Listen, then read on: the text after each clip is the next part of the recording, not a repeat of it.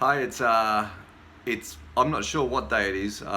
We're on the end of week three, so hitting week four of lockdown here in Madrid, Spain. It's Friday, I think the 3rd of April. It is. Um, as I was just saying, every day seems the same, so you lose control of what's actually what day we're living in. So anyway, just where are we with figures today? Infected, we're about 117,710 people who are infected with the coronavirus in Madrid, in Spain. And that's an increase of about 7,472 in these last 24 hours.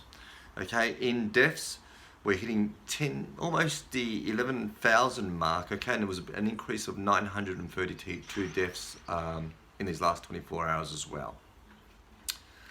But we have good news too. The rate of people who have recovered is increasing, and we have more than 30,000 people who is now completely recovered. So it's a really good news. So that's also some good news that we've received from some doctors and nurses. It looks like the same number of people that are leaving, let's say leaving the hospital, are coming in. Okay, so it's sort of like a one-to-one, while before it was 10 people going into the hospital and no one leaving, and then slowly coming down. So we've reached a stage where it's one-to-one. So the stress within the hospitals is obviously less, and that's obviously because of the fantastic job that the doctors are doing and the nurses as well. And that's also a sign that they will be able to dedicate more time to those patients and be able to share the ventilators and respiratory machinery to all the patients, right? Which at the moment, or what they were doing in the past, was prioritizing depending on the age, all right, and the risk, okay, and if you were within that risk zone, that you probably wouldn't have got a respiratory, let's say, an older person. So that's a good sign there as well. Okay, in regards to the doctors and nurses, what sort of how are they going? Have they been infected? Yeah, that's the big problem too because as I told you the week before, we don't. Well, they don't have the protection equipment that they should be wearing, so a lot of them are getting infected. And now I think the figures is more than 13,000 sanitary people who is currently infected. There is a big problem because these people that have to be at home respecting the quarantine, and they cannot be attending all the sick people that is arriving to the hospitals. So that's a figure that we have to Yeah, it's a sad news, you know. yeah. So we're our medical staff, are getting infected as well, and they're not able to attend, and they're actually dying to go back to the hospital to help out, but no, they're not able to. They've given them leave. Also, probably as I mentioned on the last one, I was going to speak about the elderly. There's some news on that as well. We've got some figures, and let's say within the aged care centres, all right, there's been about 5,000 deaths.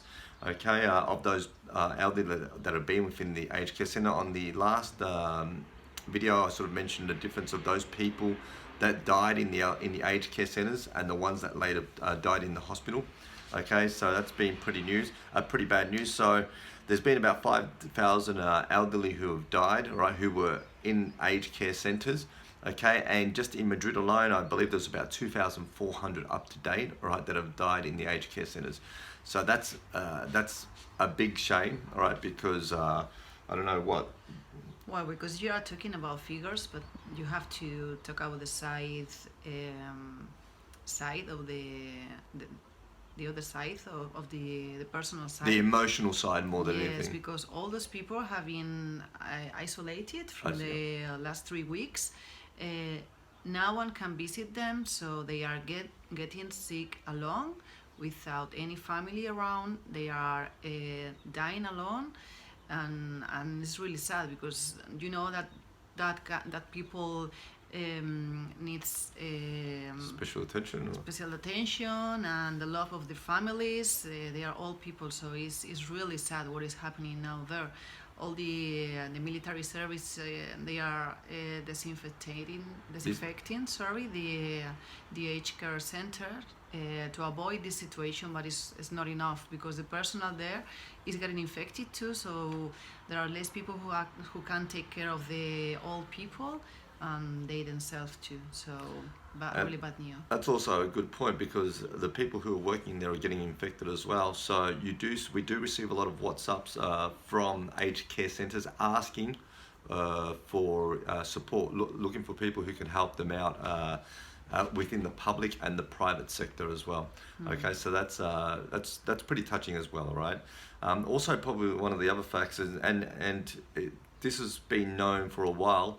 Let's say the majority of the people that are passing away are between the ages of 70 and let's say 100 years old, 70 up. Okay, and it's quite, as we're sort of trying to emphasize, sad and draining to see and hear the stories, of the elderly who are passing away without their family being able to attend them in those last minutes, and even a proper funeral. Okay, and there's, psychologically, it's really affecting the families, not being able to give them that last respect, and it's quite frustrating. I was reading an article today. I think it was from an Australian. I'm not sure if it was the Sydney Morning Herald, where they were advising people, to go and visit their families. And I just, just seeing what we're living here. Okay, you might have different stats or whatever. It looks like the numbers are better in Australia.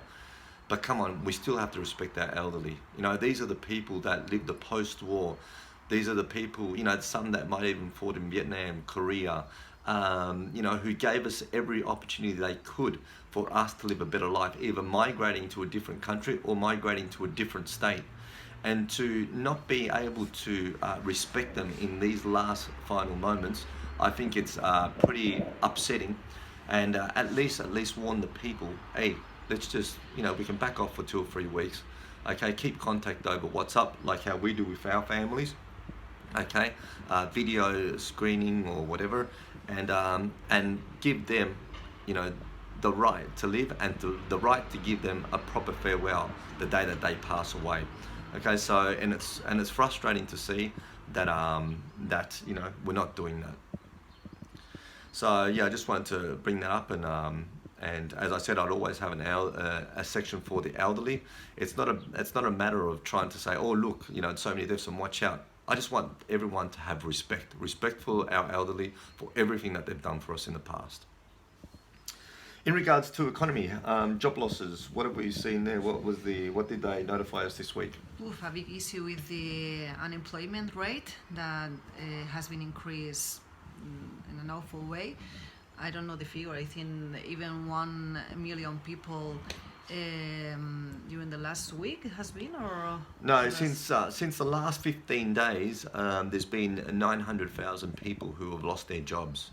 Okay, out of those 900,000, there's 600,000 that have been part of that temporary release. Okay, and then there's 300,000 that have lost a job for good. Okay, so that's pretty stressful, very stressful for the economy, not just now, but in the long run as well. Obviously those people have to go into the dole, and see how they get on it, obviously, because all the government departments are closed, so everything has to be online.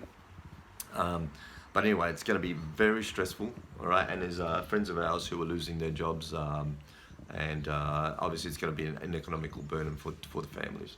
Yeah, well, the companies or all the business in the first of month they have to pay the taxes, and they are not open, they are not working, so they are not receiving any income, but otherwise they have to pay. So it has been really tough this week for them, and a lot of them are asking to the banks financial assistance with loans, so it's really difficult for the companies now. Exactly, and we've also got to take note that there's sometimes when we're talking about loans and things like that the governments are sort of like grants that they're handing out, they're coming through the banks, and the banks, actually just swamped with people going into the bank asking for that sort of type of grants. Okay, so it's difficult for the people who work in the banks as well because they're trying to avoid one-to-one contact. But because of all this situation, they're actually receiving more clients in the branches than what's actually normal. Well, you know that the bank always are, we are the bad, ¿cómo se dice en las películas? The bad, The bad the bad player. actor in the films. Yeah. But you should know the big work that we are doing, that nobody knows, that we have to develop all our systems to lead the people and the companies to sign all these loans online. There is a really big job to develop the products for them. So it's really a big work for us. Also, probably another note to take, and something else to take note of is in these last 15 days, okay, there's been more jobs destroyed than in the 100 days of the global financial crisis. All right, that's how severe it is. In 15 days, 900,000 jobs were lost. That was more jobs than what was lost or destroyed in the global in the GFC. It's going to be really hard to go out from this one. And that's just within the first 15 days. What about the material that we had ordered from different countries? Like China, we're starting to receive them. Yeah, we're starting to receive material from China, well, because we've got a big problem with the ventilators, the mask, and everything. But as always, we are lost with the bureaucracy. Is the name the administrative papers and Bureaucracy. So. Bureaucracy. Bureaucracy. Yeah. So sometimes we are losing our contracts because all this Bureaucracy. Bureaucracy. So it's really hard because we really need it. I was actually watching CNN, and I'm not sure if it was about 3 or 4 videos ago where I was saying that one of the ministers in Spain was saying it was like a Persian market out there to get some masks, medical equipment. And I was actually watching CNN where they were showing news and a governor from the US complaining about the same thing. And it's a huge issue because we don't have single countries going out to buy the products. We have the states within the countries going to buy it. So we don't have like 100 different representatives going to China. We have thousands of people. So it's been very chaotic, and now all the different countries are starting to realize that pressure as well. You know, something that looked like it was just a Spanish thing, but even the Americans are facing it now as well. Yeah, it's not the moment to complain about the government, but it's true that the chaos is really big. So. What about on the personal front? What do you mean about the personal front? Well, emotional friends, people that we've heard, Well, really bad news this week. The father of one of our best friend passed away 2 days ago. That's the reason why we didn't post any video or anything, just in respect. It has been really difficult because he was in perfect conditions. He was healthy. He was 74 years old, and he started to feel bad on Sunday, and he passed away on Wednesday. So you see the how strong is this virus. So we had to be really careful and take care of our parents and grandpas and everyone. So we have to respect the lockdown to avoid those cases. It's been really sad because they cannot be with him in the hospital when he passed away. Now he's not having a proper funeral. So Exactly. So it's pretty bad news. Like we've also heard like another 2 families as well that have passed away. We're speaking to friends that are in quarantine who have been 2 weeks very bad, but look like they're coming out of it.